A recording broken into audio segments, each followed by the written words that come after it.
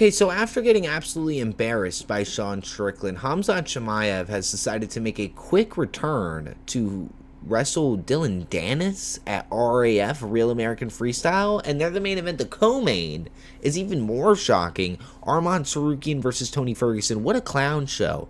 What a circus. This is what's going on. Like, these are the levels that you have to stoop to finally achieve a win. You know how funny it would be. Do you know how funny it would be to see Khamzat Chimaev lose to Dylan Dennis after he lost to Sean Strickland? I am awaiting the clips of Khamzat Chimaev going to the airport, getting on the plane, arriving in Chechnya, and then seeing the sights that happen when he gets off the plane.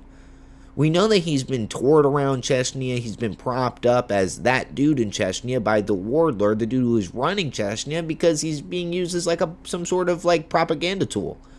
So I'm kind of a little worried for Khamzat Chimaev to go back to his homeland, and I think that might be why he is returning so quickly to the action in wrestling Dylan Dennis. Now, yes, Khamzat is a fantastic offensive wrestler with a gas tank about the size of this glass bottle, but he has no defensive wrestling. Sean Strickland was mauling him while Khamzat Chimaev was on guard.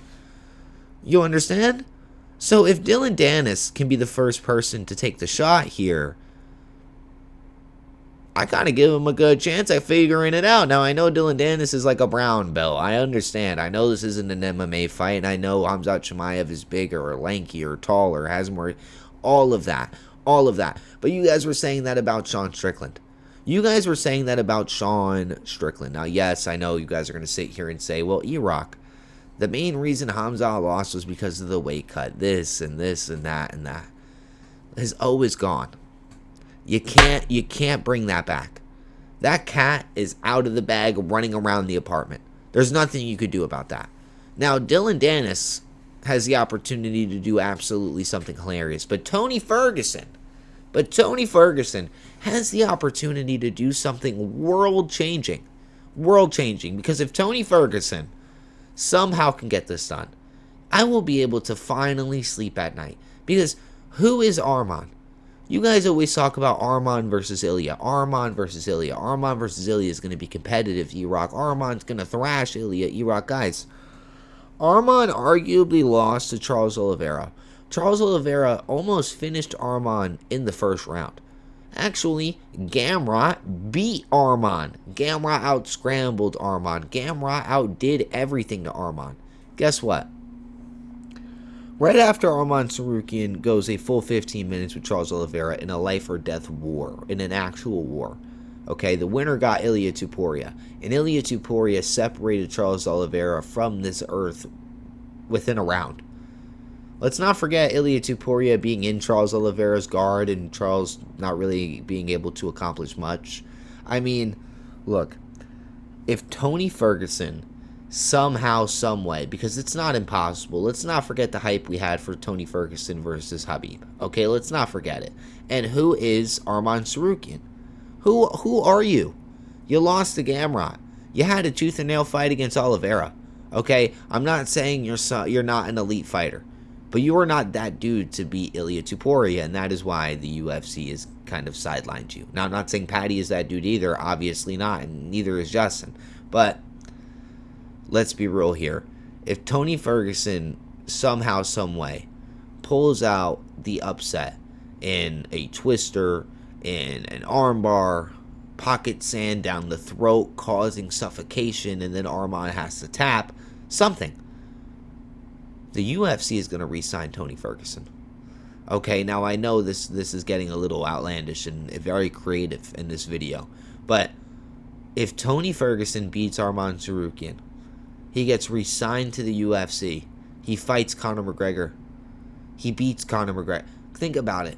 Think about it. Think about the levels of just amazement you would be at if Tony Ferguson gets this win against Arman Tsarukyan. It's not impossible. It's absolutely not impossible. Now, who do I think has the better chance here between Tony and Dylan Dennis on causing the biggest upset? I'm going to say Dylan Dennis by far. Khamzat Chimaev's ego is down. He just lost. He just got brutally beaten. He's afraid to go back home. Like, you know when you're at school and you're acting a fool and you're running around the recess, you're smacking kids with tools and things like that, and you know the teacher's calling your mom. You know the teacher just called your mom, and she just told your mom everything you just did in the past 6 hours, and you're going to go home to not a nice environment. You're not going to go home. Khamzat Chimaev is that guy right now running around town. Hey, you guys want to go eat pizza? Hey, you guys want to go stop at the store? Anybody want to kick it at the mall real quick? He does not want to go back to Chechnya. Okay, and I understand. But I don't think he would be even going near Russia.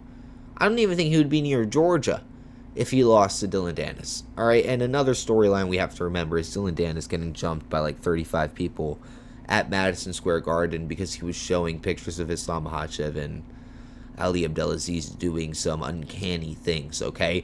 And he did get stepped on, brutalized by the Dagestanis, but he was fine. Nothing was wrong with his face. He looked untouched. So it might be a storyline to keep your tabs on. We know Arman Tsarukyan and Khamzat Chimaev have the emotional control of a 12-year-old girl.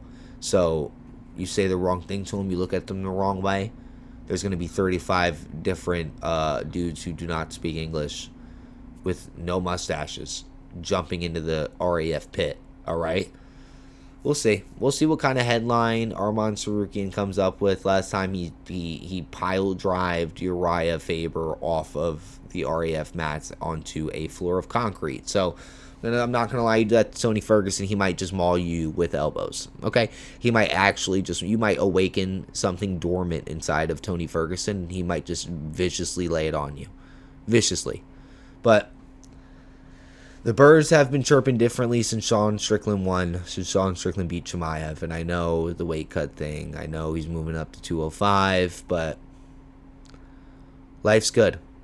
Life's good right now, boys. Life is very, very good. And life could be a whole lot better. A whole lot better. If Dillon Danis, of all people, could even derail the hype. Let's not forget Dillon Danis saying he subbed Sean Strickland on Twitter. I'm not putting a lot of stock into the things Dillon Danis says. I'm not going to lie to you. And by the way, this press conference, you think the Sean Strickland press conference was gas. You thought the Sean Strickland press conference was gas? Wait until this one comes about. Wait until this one comes about. And it's right around the corner. June is right here. Summertime is right here. White House card, right here. Netflix card, this week. Arnold Allen McCall Costa, this week as well. Erok, why do you have a glass bottle in your hand? For defense. Alright? Subscribe, like, and comment, boys. I really appreciate you guys. I hope you guys have a good one.